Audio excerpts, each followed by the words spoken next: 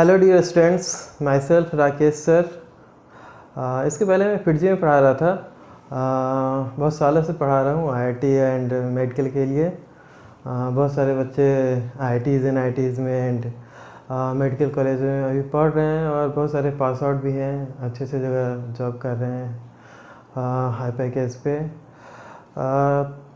यहाँ पे जो है मुझे एटॉमिक स्ट्रक्चर जो है कंटिन्यू करने के लिए बोला गया है।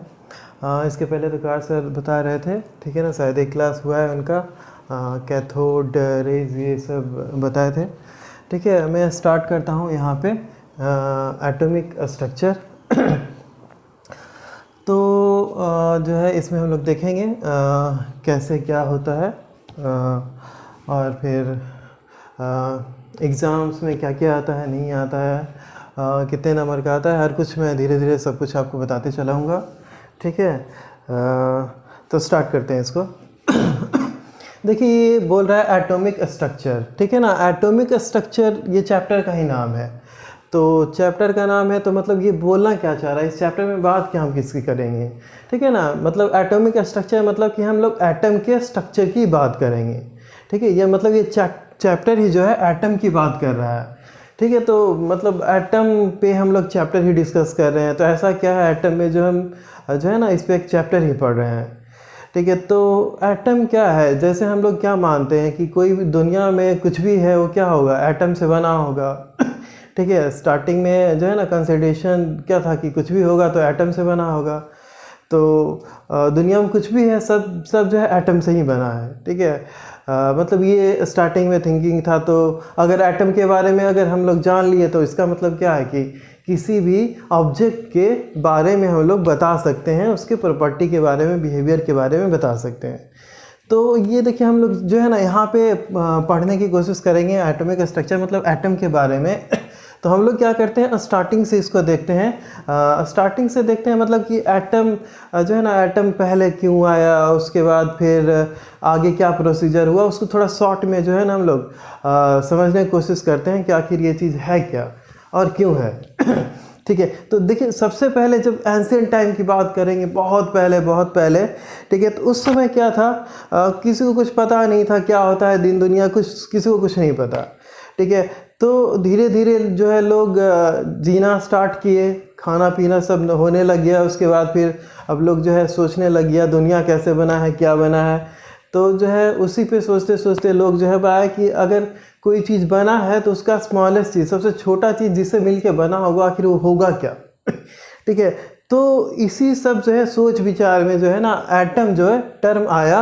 एक्चुअली ये एटमॉस के फॉर्म में आया था, जो कि ग्रीक वर्ड है जिसका मतलब होता है इंडिविजिबल, ठीक है। मतलब जिसको जो है ना डिवाइड नहीं कर सकते हैं, जिसको ब्रेक नहीं कर सकते हैं, जिसको तोड़ नहीं सकते हैं, ठीक है ना। मतलब वो इतना छोटा है कि उसको जो हम ब्रेक ही नहीं कर सकते हैं।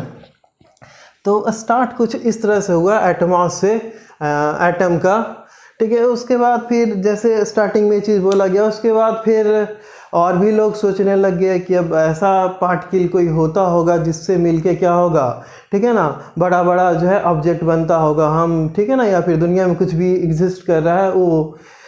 तो फिर लोग जो है इस पे और सोचने लग गए, ठीक है। तो उसके बाद फिर डाल्टन्स का भी अपना एक थ्योरी दिया, डाल्टन्स एटॉमिक थ्योरी। ये हम लोग 9th-10th में भी देख चुके हैं, ठीक है ना। डाल्टन्स का भी वही कहना था कि सबसे जो है एटम क्या होता है, एक इंडिविजुअल पार्टिकल होता है जिसको हम लोग ब्रेक नहीं कर सकते हैं। उसके अलावा बहुत सारा चीज़ जो है बताया था, जो कि 9th-10th में पढ़ना है, यहाँ पे कोई ज़रूरत नहीं है उसका, ठीक है ना। ऐसा भी पुराना थ्योरी है, बस इसको जो है अंडरस्टैंडिंग के लिए हम लोग यहाँ पे देख रहे हैं, ताकि आगे का थ्योरी जो है ना हम लोग को समझ में आते चला जाए कि आगे क्या होते जा रहा है, एग्ज़ाम में क्या पूछेगा, कहाँ से पूछेगा, हम हर चीज़ बताएंगे। और मेन आपका जो इम्पोर्टेंस है ना वहाँ पे होना चाहिए, ठीक है। ये सब थ्योरी समझने के लिए आपको बहुत काम करेगा। और बताएंगे कहाँ से एग्ज़ाम में क्वेश्चन आएगा, इस साल कहाँ से आया और हर साल कहाँ से एग्ज़ाम में आता है, मेंस में, एडवांस में, नीट में, सब जगह, ठीक है। तो हम लोग जो है स्टार्ट करते हैं यहाँ पे एटम से ही स्टार्ट करें। तो एटम जो हुआ इंडिविजुअल हुआ, ठीक है, इंडिविजुअल पार्टिकल हो गया। डाल्टन्स भी वही कुछ रामायण जप रहा था। उसके आगे अगर हम लोग बात करेंगे, ठीक है ना, तो डाल्टन्स तक क्या था कि उस समय लोग जो है ना बातें कर रहे थे कि एटम को हम लोग डिवाइड ही नहीं कर सकते हैं, एटम ही सबसे स्मॉलेस्ट है। बट उसके बाद क्या हुआ, ये थॉमसन जो है एक नया थ्योरी के साथ आया, ठीक है ना। जे थॉमसन जो है एक नया थ्योरी के साथ आया और वो बोला नहीं, एटम को जो है डिवाइड कर सकते हैं। उस समय तक जो है फर्दर पार्टिकल्स का जो है ना खोज हो चुका था, इलेक्ट्रॉन्स का, ठीक है ना, पॉजिटिव पार्टिकल्स का। तो वो क्या हुआ ना, थॉमसन एक नए थ्योरी के साथ आया कि नहीं, एटम डिविजिबल है। तो एटम डिविजिबल है तो कैसे बना होगा एटम, ठीक है।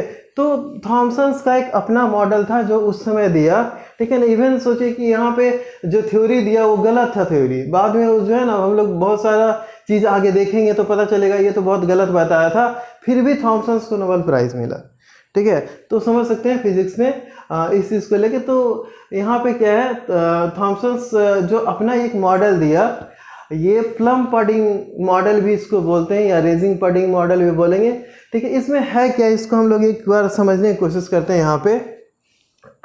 तो बहुत सिंपल सा चीज़ है। ये थॉमसन बोला कि ठीक है, जो एटम होता होगा, ठीक है ना, तो एटम क्या होता होगा, एक स्फीयर होता होगा, ठीक है। ये थॉमसन का बोलना था कि एटम एक स्फीयर होता होगा, ठीक है। यहाँ पे दिखाने की कोशिश कर रहे हैं स्फीयर। तो एटम एक स्फीयर है और ये जो स्फीयर है ना ये पॉजिटिवली चार्ज है। एटम क्या है, एक स्फीयर है और स्फीयर जो है पॉजिटिवली चार्ज है, मतलब ये स्फीयर ही पॉजिटिवली चार्ज है। और इलेक्ट्रॉन जो है इसमें जो है एम्बेडेड है बीच बीच में, ठीक है ना। जैसे वाटरमेलन होता है ना, तो वाटरमेलन जो मान लिया कि वाटरमेलन है वो एक तरह से पॉजिटिवली चार्ज है और उसका जो सीड्स है, उसका जो बीज है, ठीक है ना, अंदर में बहुत सारा रहता है, उसको मान लिया वो इलेक्ट्रॉन है, ठीक है। तो ये जो है ना आम पब्लिक जो है उसको बताने की कोशिश कर रहा था कि एटम डिविजिबल है और एटम का कुछ ऐसा जो है ना स्ट्रक्चर होता होगा अंदर में कि वो एक स्फीयर होगा, उसमें क्या होगा, इलेक्ट्रॉन्स एम्बेडेड रहेगा बीच में, ठीक है।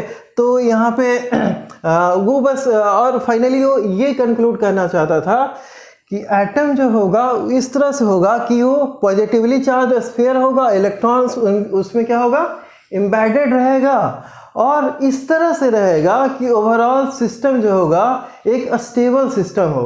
स्टेबल सिस्टम हो यानी कहने का मतलब होगा जो सिस्टम होगा इलेक्ट्रॉनिकली क्या हो जाएगा, न्यूट्रल हो जाएगा, ठीक है ना। तो जो सिस्टम हो जाएगा वो इलेक्ट्रॉनिकली न्यूट्रल हो जाएगा, यानी पॉजिटिव चार्ज नेगेटिव चार्ज क्या होगा, एक तरह से कैंसिल होगा। ये कहना था थॉमसन का। यानी थॉमसन अपना एक मॉडल दिया जिसमें क्या था कि एटम क्या था, एक स्फीयर था जो कि पॉजिटिवली चार्ज स्फीयर था जिसमें इलेक्ट्रॉन एम्बेडेड था। जैसे वाटरमेलन में हम लोग देख रहे हैं सीड्स इलेक्ट्रॉन है, बाकी पूरा वाटरमेलन क्या है, पॉजिटिवली चार्ज है, ठीक है ना। प्लम पडिंग, रेजिंग पडिंग, ये एक तरह से ना केक टाइप से समझ लीजिए। केक है, ऊपर से जो हम लोग है ना साइड से चेरी किशमिश से सब डालते हैं तो वो इलेक्ट्रॉन्स है, बाकी जो है ना ये केक जो है ये पॉजिटिवली चार्ज है। मतलब उस तरह से समझाने की कोशिश कर रहा था आम जनता को। और उसके पहले तो सबको बोलना था ना कि एटम तो डिवाइड ही नहीं कर सकते, इनडिविजिबल है। तो ये नया थ्योरी के साथ आया था और ये थ्योरी जो है पहले थ्योरी के रिस्पेक्ट में तो सही था ही, ठीक है। तो ये पहले के रिस्पेक्ट में इसका ज़्यादा सही था, तो ये थ्योरी उस समय, ठीक है ना, प्रचलन में आ गया, फेमस हो गया, ठीक है। तो थॉमसन जो है, जे थॉमसन वहाँ पे फेमस हो गया। फिर बाद में रदरफोर्ड का जो है ना, रदरफोर्ड का न्यूक्लियर मॉडल ऑफ एटम आया, ठीक है ना, इसके बाद का थ्योरी है। तो रदरफोर्ड जो है ये पहला आदमी था, ठीक है ना। रदरफोर्ड पहला आदमी था जो एटम के लिए ना एक्सपेरिमेंट किया कि एटम कैसा होगा अंदर में, एटम अंदर में कैसा होगा, इसके लिए एक्सपेरिमेंट किया, ठीक है। और ये जो एक्सपेरिमेंट था उसको हम लोग कहते हैं अल्फा स्कैटरिंग एक्सपेरिमेंट, ठीक है। इसको हम एक्सपेरिमेंट का नाम देते हैं अल्फा स्कैटरिंग एक्सपेरिमेंट, ठीक है। तो अब हम लोग जो है ना पढ़ना स्टार्ट करते हैं यहाँ से इम्पॉर्टेंट है थोड़ा, ठीक है। ये चीज़ें पढ़ेंगे, उसके बाद इसमें जो कमी रहेगा उसको जो है ना आगे धीरे धीरे हम लोग इम्प्रूव करते चलेंगे। तो बताएंगे एग्जाम में क्या क्या पूछेगा क्वेश्चन, वो भी सभी बताएंगे, ठीक है ना। पहले इसको समझने की कोशिश करते हैं कि आखिर ये अपना जो मॉडल दिया रदरफोर्ड, तो जो है ना किस बेसिस पे दिया, क्या एक्सपेरिमेंट किया और एक्सपेरिमेंट करने के बाद वो क्या क्या देखा, उसके बेसिस पे उसका जो एटम था, यानी उसके दिया हुआ उसका जो उसके अकॉर्डिंग जो दिया हुआ एटम था वो कुछ कैसा था, ठीक है। वो जो है ना वो क्या होता है उसको हम लोग यहाँ पे देखेंगे। तो इसको समझने की कोशिश करते हैं यहाँ पे Rutherford nuclear model of atom. तो Rutherford nuclear model of atom में जो है ना एक्सपेरिमेंट का नाम है अल्फा स्कैटरिंग एक्सपेरिमेंट। तो सबसे पहले ना ये अल्फा क्या है, तो अल्फा पार्टिकल होता है, ठीक है। तो अल्फा पार्टिकल क्या होता है इसको पहले थोड़ा देख लेते हैं, ठीक है ना। तो अल्फा पार्टिकल क्या है, यहाँ पे लिखा हुआ है हाई एनर्जी, ठीक है, यहाँ पे लिखा हुआ है, ठीक है ना। अल्फा पार्टिकल क्या है, हाई एनर्जी, ठीक है, हाई एनर्जी, उसमें भी क्या पॉजिटिवली चार्ज्ड हीलियम आयन है, ठीक है ना। अल्फा पार्टिकल क्या है, हाई एनर्जी, ठीक है, high energy positively charge helium ion है, ठीक है। और ड्यूरिंग अब ये जो है ना निकलेगा कब, तो रेडियो एक्टिव डीके होगा, अनस्टेबल निकल आएगा या अनस्टेबल एलिमेंट का, जैसे यूरेनियम का, तो जो है ना अल्फा पार्टिकल इमिट होता है। कैसे होता है हम लोग आगे देखेंगे इस चीज़ को, ठीक है। और अल्फा पार्टिकल पे जो चार्ज होगा, हीलियम आयन है तो +2 चार्ज होगा, ठीक है। और जो है ना मास होता है 4u मास होता है, ठीक है ना, या 4mu ले लीजिए, ठीक है, दोनों सही है।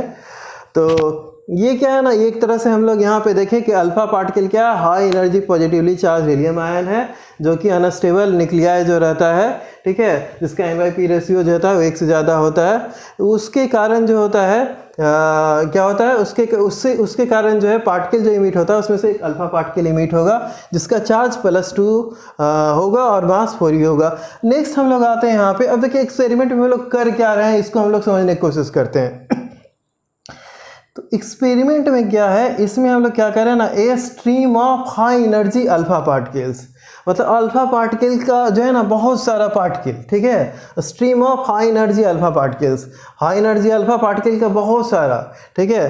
क्या करते हैं, एक रेडियो एक्टिव सोर्स से डायरेक्ट कराते हैं एथीन, ठीक है ना, एथीन फॉइल, ठीक है ना, जिसका थिकनेस बहुत कम ले रहे हैं, 100 नैनोमीटर ऑफ गोल्ड मेटल।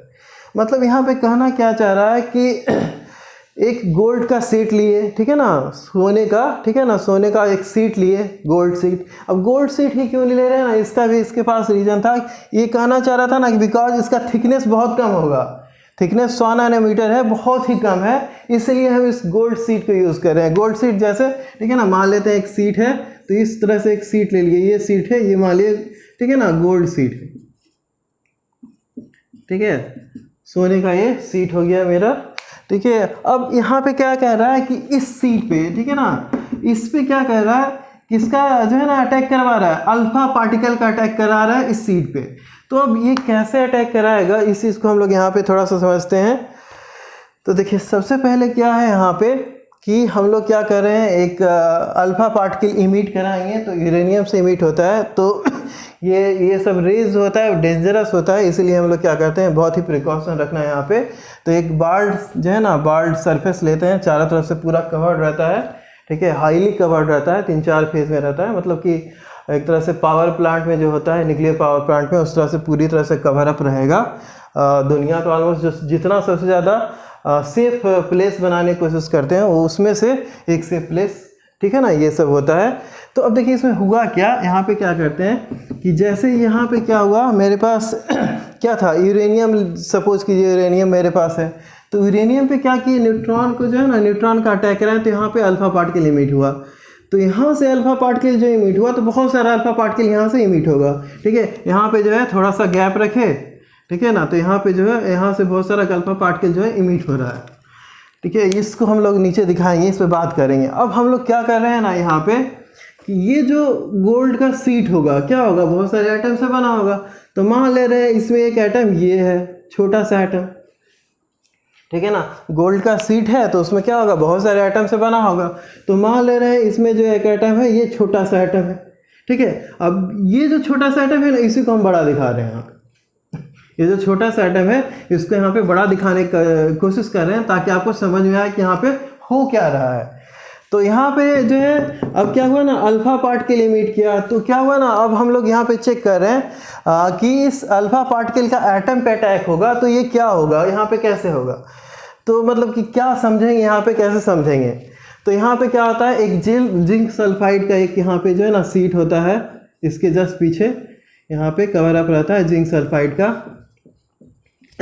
ठीक है। इसमें हम लोग समझते कैसे हैं कि जैसे कोई पार्टिकल निकला यहाँ से, ठीक है ना, कोई पार्टिकल क्या मतलब अल्फा पार्टिकल की बात कर रहे हैं, तो ये पार्टिकल यहाँ से निकला, तो क्या होगा, ठीक है ना, अगर मान लीजिए सीधे क्रॉस कर गया तो इससे टकराएगा, ठीक है, या फिर एंगल पे क्रॉस किया तभी इससे टकराएगा।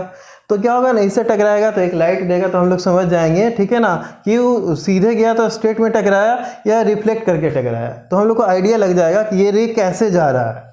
इसका बस इतना ही यूज है, ठीक है ना, जिंक सल्फाइड स्क्रीन का यहाँ पे, कि ये जो रे जा रहा है जैसे सीधे जाएगा तो सीधे टकरा जाएगा ना, तो हम लोग को लग जाएगा कि रे सीधे चला गया। तो बस वो बताता है। ये जो इसका जो कंक्लूजन था यहाँ पे, रदरफोर्ड क्या देखा उसको हम लोग समझने की कोशिश करते हैं।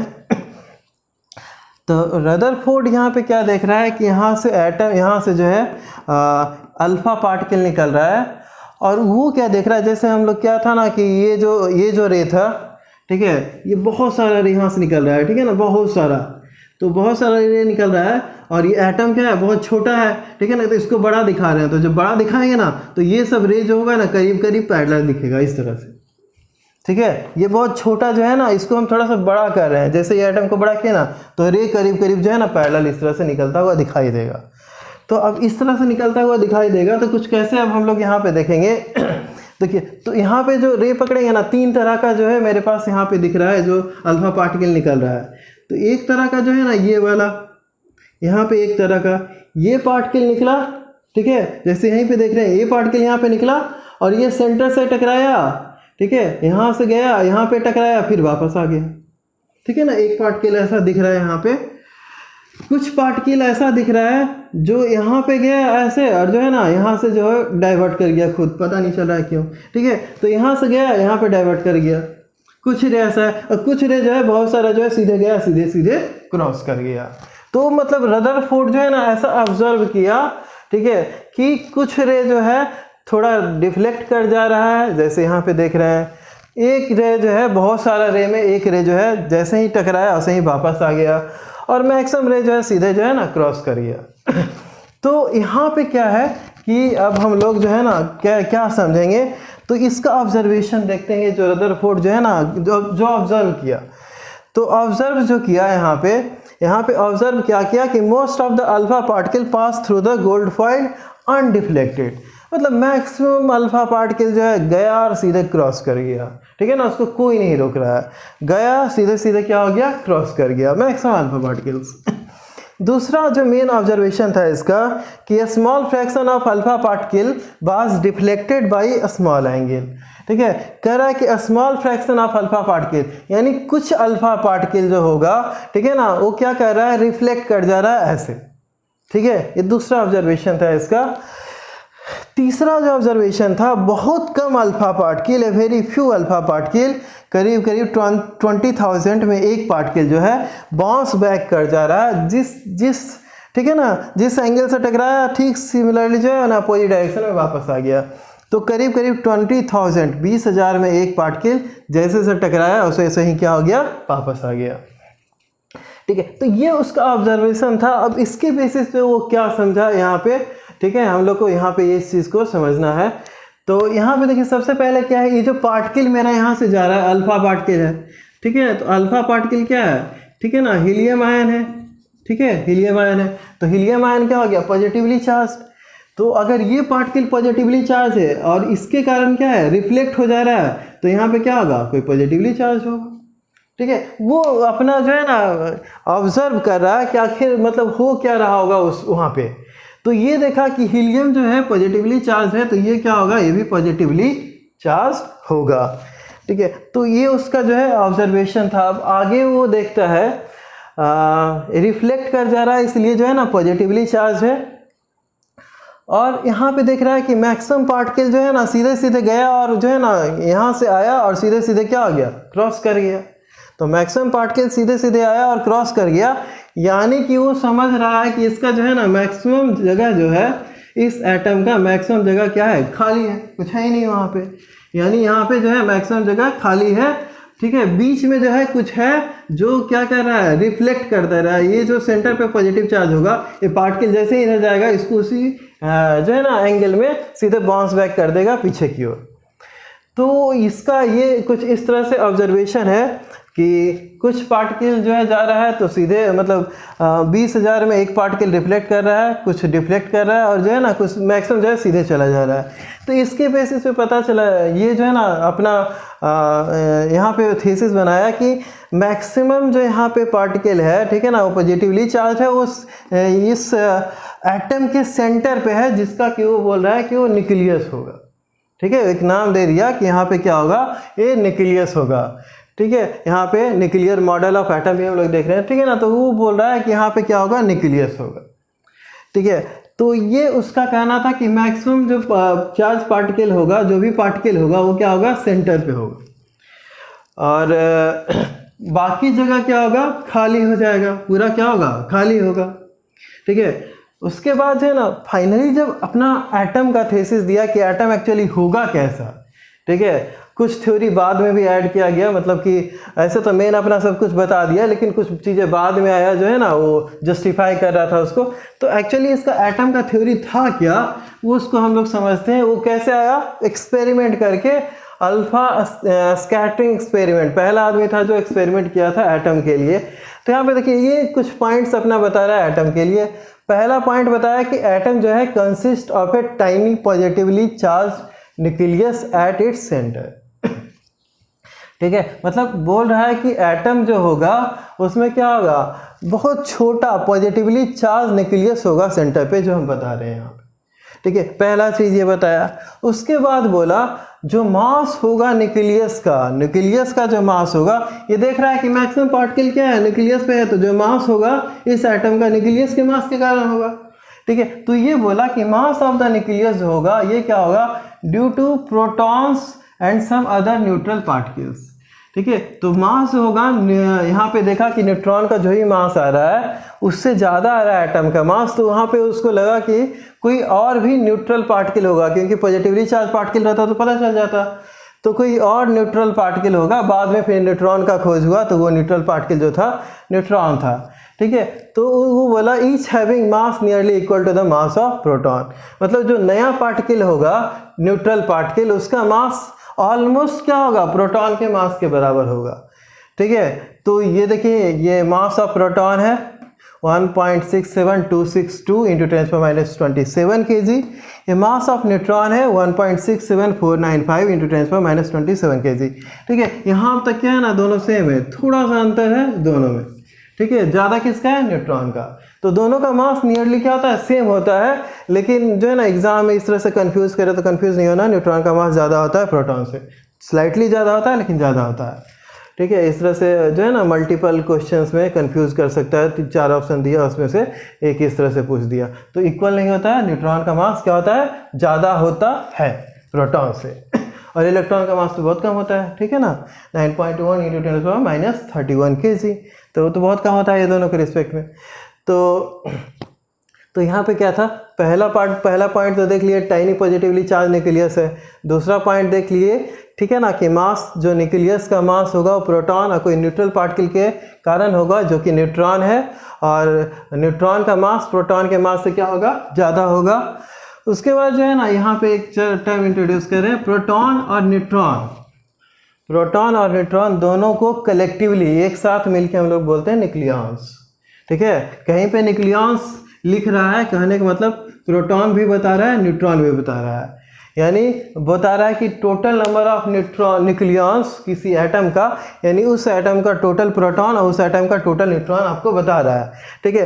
तो कलेक्टिवली जो टोटल न्यूक्लियॉन्स होगा, ठीक है ना, उसी को हम लोग क्या कहते हैं, मास नंबर कहते हैं, ठीक है। एटॉमिक नंबर, मास नंबर होता नहीं है, जैसे हीलियम का 24 तो ये मास नंबर हुआ, ठीक है ना। तो न्यूक्लियॉन्स जितना आएगा ना उतना ही उसका मास नंबर हो जाएगा, प्रोटॉन प्लस न्यूट्रॉन्स, ठीक है। तो ये 2 पॉइंट दिया, और भी पॉइंट दिया, ठीक है, कि जैसे उसके बाद बताया कि क्या होगा कि इसमें निगेटिवली चार्ज पार्टिकल होगा। अब क्या है ना, न्यूट्रल तो होना पड़ेगा एटम को, एटम को न्यूट्रल होना पड़ेगा, तो क्या बोलेगा ना, निगेटिवली चार्ज पार्टिकल एक होता है, ये वेरी हाई स्पीड से क्या होगा, इसके चारों तरफ जो है ना राउंड घूमते रहेगा, और जिस सेल में, मतलब जिस सर्किल में घूमेगा उसको हम लोग बोलते हैं ऑर्बिट, ठीक है ना। यहाँ पे ऑर्बिट, जिस सर्किल में घूमेगा, ठीक है, उसको हम लोग बोलते हैं ऑर्बिट, ठीक है ना। ये तीसरा पॉइंट था कि न्यूक्लियर मॉडल कैसा होगा। अब यहाँ पे सबसे पहले न्यूक्लियस आ गया, उसके बाद फिर हम लोग क्या ना न्यूक्लियस के बारे में देख लिया, उसके बाद फिर इलेक्ट्रॉन्स देख लिए, ठीक है। और चौथा पॉइंट यहाँ पे क्या होगा कि न्यूट्रॉन जितना भी पॉजिटिवली चार्ज होगा उस एटम में, सिमिलरली उतना ही क्या होगा, निगेटिवली चार्ज होगा, सो दैट क्या हो जाए, एटम न्यूट्रल हो जाए, ठीक है ना। तो ये चौथा पॉइंट था उसका कि पॉजिटिवली चार्ज निगेटिवली चार्ज दोनों इस तरह से रहेगा कि एटम क्या हो जाएगा, ओवरऑल न्यूट्रल हो जाएगा। जो लास्ट पॉइंट है, ठीक है ना, ये बस ये है कि अगर प्लस और माइनस है तो दोनों के बीच में कैसा फोर्स लग रहा होगा, तो इलेक्ट्रोस्टैटिक फोर्स ऑफ अट्रैक्शन लग रहा होगा।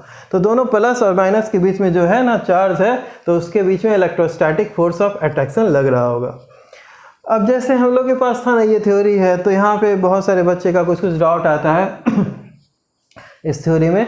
तो आप लोग को भी जो भी डाउट आएगा, ऐसा तो कुछ हम यहाँ पे देखेंगे, अभी डिस्कस करते हैं। तो जो भी डाउट रहेगा वो आप जो है ना मैसेज कर सकते हैं इसके जो भी वीडियो रहेगा उसके नीचे, या फिर डाउट क्लास होगा तो उसमें हम लोग डिस्कस कर लेंगे अगर किसी को कोई डाउट रहे तो, ठीक है। जैसे यहाँ पे इसमें ऐसा ज़्यादा कुछ डाउट नहीं बनेगा, इवन एग्ज़ाम में भी ज़्यादा इस पर फोकस नहीं करेगा, लेकिन चीज़ें पता होना चाहिए ताकि आगे जो चीज़ें आएगा वो जो है ना आपको कनेक्ट कर पाएँ उससे। तो इसमें डाउट क्या मतलब, ठीक है ना, एक डाउट तो ये बच्चे का आता है कि सर जैसे क्या है कि सेंटर में तो न्यूक्लियस है, ठीक है ना, पॉजिटिवली चार्ज पार्टिकल है, प्रोटॉन है, न्यूट्रॉन है और चारों ओर इलेक्ट्रॉन भी है। तो जैसे ये, ठीक है ना, रे अगर जाएगा, अल्फ़ा पार्टिकल अगर गया, ठीक है ना, अल्फ़ा पार्टिकल का जो रे दिखा रहे हैं जाने का पाथ, ठीक है, तो सर इलेक्ट्रॉन के कारण क्या होगा, वो जो है ना क्या होगा, इलेक्ट्रॉन के कारण तो कुछ ना कुछ तो डेविएट हो जाएगा, ठीक है। जैसे यहाँ पे इलेक्ट्रॉन चक्कर लगा रहा है, ठीक है ना, तो इसके कारण कुछ क्या होगा, डेविएट हो जाएगा, कुछ तो ऐसा होगा, ठीक है।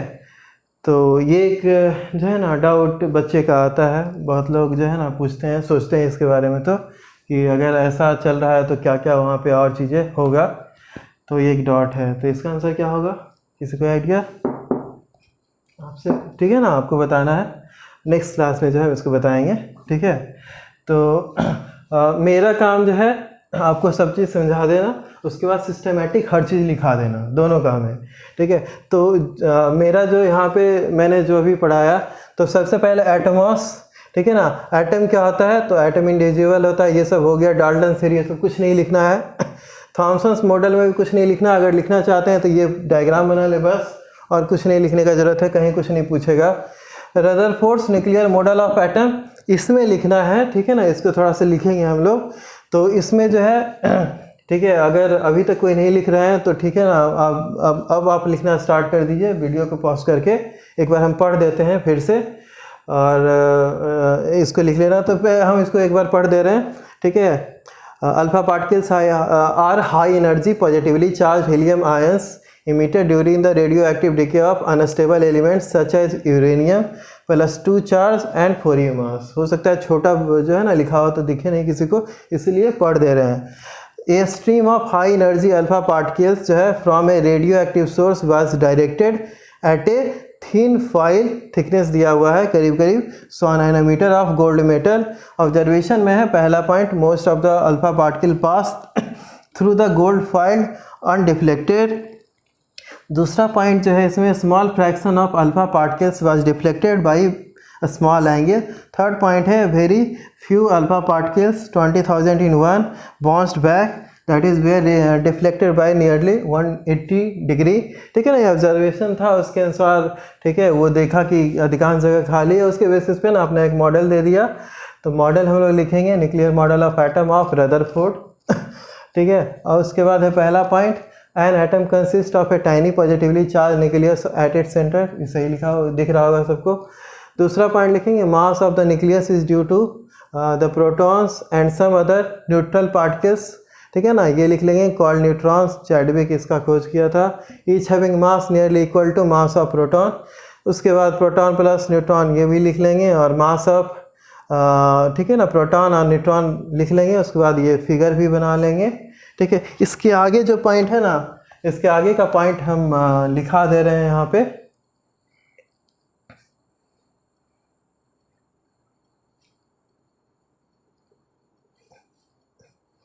ठीक है, तो यहाँ पे जो थर्ड पॉइंट इसका आएगा, ठीक है, इसमें जो है अलग से आप एक लाइन लिख लीजिए। ठीक है ना, दूसरा पॉइंट में एक लाइन लिख लीजिए, यहाँ पे लिखिए protons and neutrons present, protons and neutrons present in the nucleus protons and neutrons present in the nucleus are collectively known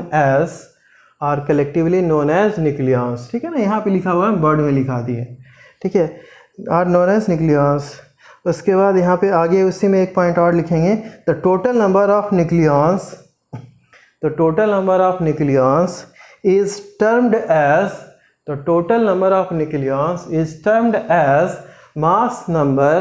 is termed as mass number of the atom।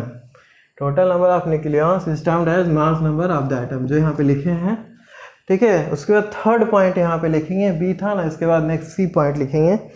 C point में लिखेंगे कि the nucleus is, third point लिखेंगे, the nucleus is surrounded by electrons. The nucleus is surrounded by electrons that move around the nucleus with very high speed in circular paths called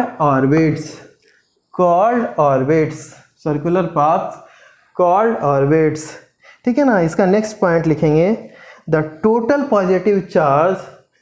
इसका next point लिखेंगे, the total positive charge, ठीक है, bracket में लिख लेंगे, और number of proton, the total positive charge bracket में लिखेंगे, और नंबर ऑफ प्रोटॉन ब्रैकेट बंद, of the nucleus exactly balances the total negative charge, bracket में लिखेंगे, और नंबर ऑफ इलेक्ट्रॉन्स ब्रैकेट बंद, in atom making it electronically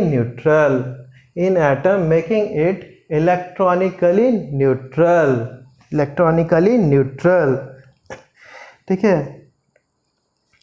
उसके बाद नेक्स्ट पॉइंट लिखेंगे, the electrons and protons are held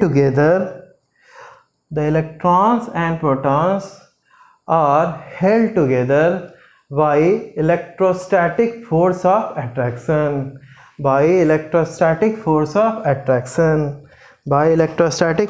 attraction, ठीक है। अब हम लोग जो है आगे इसमें बढ़ते हैं।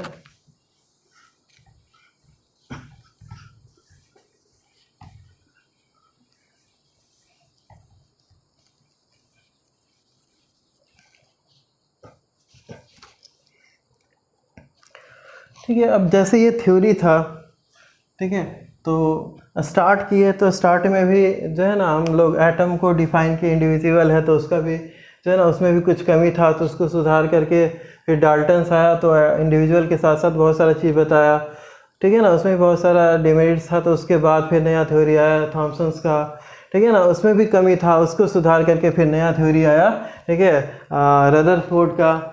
अब इस केस में भी क्या है ना, बहुत सारी कमी है, तो इसमें क्या ड्रॉबैक्स है, ठीक है।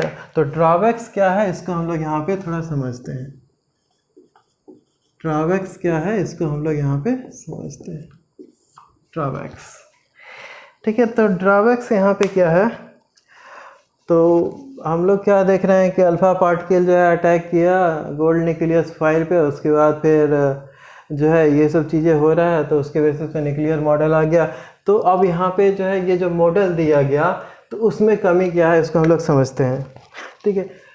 तो यहाँ पे एक मैक्सवेल का थ्योरी है, ठीक है ना, मैक्सवेल एक थ्योरी दिया है, उसमें बोलता है कि अगर कोई चार्ज पार्टिकल एक्सेलरेटेड है, मतलब एक्सेलरेशन में है, ठीक है, एक्सेलरेट कर रहा है, अगर कोई चार्ज पार्टिकल एक्सेलरेशन में है, ठीक है, तो वो क्या होगा, एनर्जी लूज़ करेगा, ठीक है ना। एक थ्योरी दिया हुआ है मैक्सवेल का कि अगर कोई चार्ज पार्टिकल है, एक्सेलरेटेड है, तो वो क्या करेगा, एनर्जी लूज़ करेगा, ठीक है। तो अब हम लोग यहाँ पे देखते हैं, जैसे हम लोग क्या कर रहे हैं कि, ठीक है ना, कि कोई ऑर्बिट ले रहे हैं, जैसे मान लिया कि इलेक्ट्रॉन जो है एक ऑर्बिट में जो है ना ट्रेवल कर रहा है, ठीक है। तो जैसे ये ऑर्बिट में इलेक्ट्रॉन जो है ना घूम रहा है यहाँ पे, ठीक है, ऐसे घूम रहा है, ठीक है।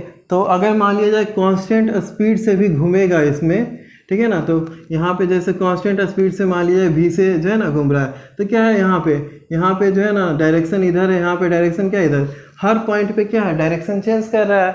मतलब क्या है, पार्टिकल क्या है एक्सेलरेशन में है, पार्टिकल का क्या है ना हर पॉइंट पे वेलोसिटी जो है या स्पीड, अगर मान लिया स्पीड से मूव कर रहा है तो स्पीड ही जो है हर पॉइंट पे चेंज कर रहा है डायरेक्शन के कारण। तो यहाँ पे क्या है कि ये पार्टिकल क्या आ गया मेरा एक्सेलरेशन में आ गया। जब भी पार्टिकल एक्सेलरेशन में रहेगा और वो चार्ज रहेगा, ठीक है, जैसे यहाँ पे क्या है इलेक्ट्रॉन घूम रहा है तो इलेक्ट्रॉन क्या है नेगेटिवली चार्ज है, तो चार्ज पार्टिकल जब भी एक्सेलरेशन में रहता है तो एनर्जी लूज करता है। एनर्जी लूज करने के कारण क्या होता है, उसका जो ऑर्बिट का साइज है, ठीक है ना, वो छोटा होता चला जाता है, कुछ ऐसे हो जाएगा, ठीक है। जैसे ये एक्सेलरेट करेगा ना तो एनर्जी लूज करते जाएगा, तो एनर्जी लूज करते जाएगा तो ये ऑर्बिट का साइज जो है ना छोटा होता जाएगा, और जैसे मूव करेगा तो एनर्जी लूज कर रहा है और छोटा, ठीक है ना, और छोटा छोटा होते होते ना ये न्यूक्लियस में समा जाएगा, ठीक है, न्यूक्लियस में समा गया। मतलब कि जो थ्योरी दिया था रदरफोर्ड, ठीक है ना, वो थ्योरी ही फेल कर गई, ठीक है। थ्योरी रदरफोर्ड जो अपना दिया था कि कुछ ऐसे होता होगा कि इलेक्ट्रॉन जो है ना चारों ओर चक्कर लगाएगा, सेंटर में पॉजिटिवली चार्ज रहेगा, ठीक है, तो मेरा जो है ना एटम का स्ट्रक्चर कुछ ऐसा होता होगा। बट पहला ड्राइवैक्स जो हो गया ना मैक्सवेल का थ्योरी जो था उसी के कारण आ गया कि अगर कोई चार्ज पार्टिकल है और वो जो है ना एक्सेलरेट कर रहा है तो एक्सेलरेट करने के कारण एनर्जी लूज करता है, तो ऑर्बिट छोटा होते जाएगा, छोटा होते होते होते क्या है ना न्यूक्लियस में समा जाएगा। तो न्यूक्लियस में समा गया तो एक तरह से क्या हो गया ना कि जो एटम का एग्जिस्टेंस था वही ख़त्म हो गया। तो यानी जो रदरफोर्ड इतना मेहनत करके जो थ्योरी अपना दिया था उसमें एक बहुत बड़ा ड्रॉबैक आ गया, ठीक है, बहुत बड़ा कमी आ गया।